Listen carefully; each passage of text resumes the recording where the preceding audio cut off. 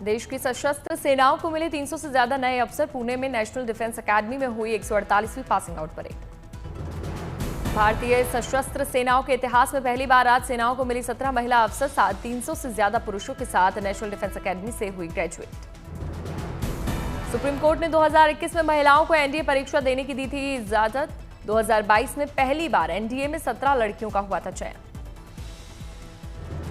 पूर्व सेना प्रमुख जनरल वीके सिंह ने ली पासिंग आउट परेड की सलामी। वीके सिंह ने कैडेट्स को दिए प्रेसिडेंट्स अवार्ड। पूर्व सेना प्रमुख वीके सिंह ने एनडीए से पहली बार देश को महिला सैन्य अफसर मिलने को बताया नारी शक्ति का प्रतीक। बोले ये नई संभावनाओं की शुरुआत। चारधाम यात्रा में बड़ी संख्या में शामिल हुए श्रद्धालु और उनके पहुंचने का अभी भी सिलसिला जारी है। 31 दिन में करीब 16,42,000 से ज्यादा श्रद्धालुओं ने की चारधाम यात्रा। चारधाम यात्रा के 31वें दिन भी लगा भक्तों का मेला। गुरुवार को 73,000 से अधिक श्रद्धालुओं ने चारधाम में किए दर्शन। केदारनाथ में 25,000 से अधिक भक्तों ने किए दर्शन। केदारनाथ धाम में अब तक 6.5 लाख से अधिक श्रद्धालुओं ने किए दर्शन।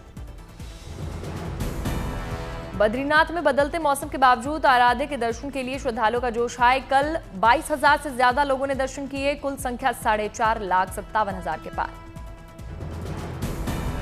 यमुनोत्री धाम में कल 14,000 से ज्यादा श्रद्धालुओं ने दर्शन किया। अब तक 3.5 लाख से ज्यादा श्रद्धालु पहुंच रहे यमुनोत्री धाम। गंगोत्री धाम में कल 14,000 से ज्यादा श्रद्धालुओं ने लगाई हाजिरी। अब तक 3 लाख से श्रद्धालु गंगोत्री धाम के कर चुके हैं दर्शन। गुरुवार को हेमकुंड साहिब पहुंचे 1,484 तीर्थयात्री। यात्रा शुरू होने के बाद से अब तक 10,600 से अधिक श्रद्धालुओं ने किए दर्शन।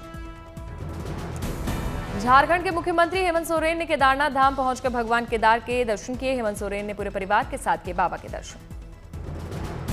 केदारनाथ में भगवान केदार के दर्शन के बाद बद्री विशाल के दरबार में पहुंचे हेमंत सोरेन। मंदिर में विधि विधान से की गई पूजा अर्चना। सीएम सोरेन ने मंदिर की व्यवस्थाओं की सराहना की।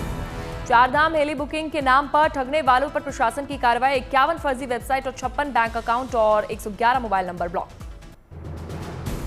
चंडीगढ़ में बदला मौसम का मिजाज। कई इलाकों में जोरदार चंडीगढ़ में बारिश देखने को मिली। असम के गुवाहाटी में जारी है बारिश का दौर। सड़कों पर जलभराव। केरल के कोट्टयम में रुक रुक कर हो रही है भारी बारिश। राज्य में 8 दिन पहले पहुंचा मानसून।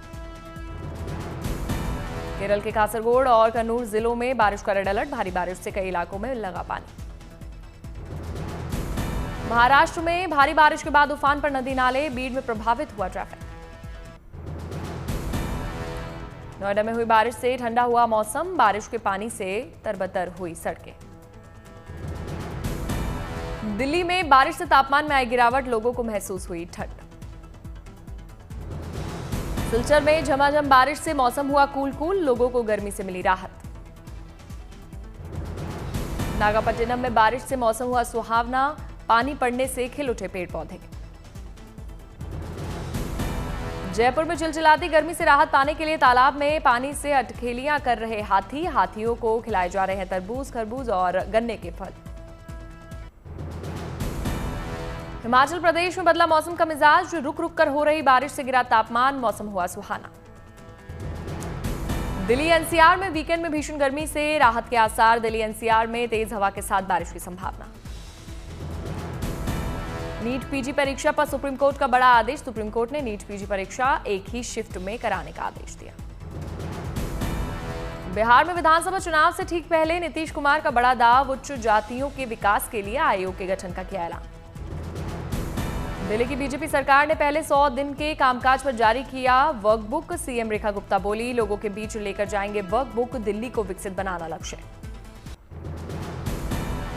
प्रधानमंत्री नरेंद्र मोदी ने बिहार दौरे के दूसरे दिन 48,500 करोड़ की परियोजना की सौगात दी। पटना के हॉर्डिंग पार्क टर्मिनल प्लेटफॉर्म का शिलान्यास किया। प्रधानमंत्री नरेंद्र मोदी ने बिहार के काराकाट में रोड शो किया। जनसभा को भी किया संबोधित। कार्यक्रम में प्रधानमंत्री मोदी के साथ मुख्यमंत्री नीतीश कुमार रहे मौजूद। विकास परियोजना के उद्घाटन और शिलान्यास पर बोले प्रधानमंत्री मोदी बिहार के विकास को मिलेगी नई गति। युवाओं को मुख्य धारा में लेकर आए। प्रधानमंत्री मोदी बोले सामाजिक न्याय का नारा देने वालों ने बिहार को लूटा। बिहार के लोगों को जंगल राज वालों से सावधान रहना होगा। पीएम मोदी ने पटना एयरपोर्ट पर बिहार के युवा क्रिकेटर वैभव सूर्यवंशी से मुलाकात की। माता पिता के साथ प्रधानमंत्री से मिले वैभव, पैर छू कर लिया आशीर्वाद। बिहार दौरे के बाद कानपुर पहुंचे प्रधानमंत्री मोदी। कानपुर में मेट्रो रेल परियोजना का किया लोकार्पण। कानपुर के चकेरी हवाई अड्डे पर शुभम द्विवेदी के परिजनों से मिले प्रधानमंत्री। पहलगाम आतंकी हमले में गई थी शुभम द्विवेदी की जान।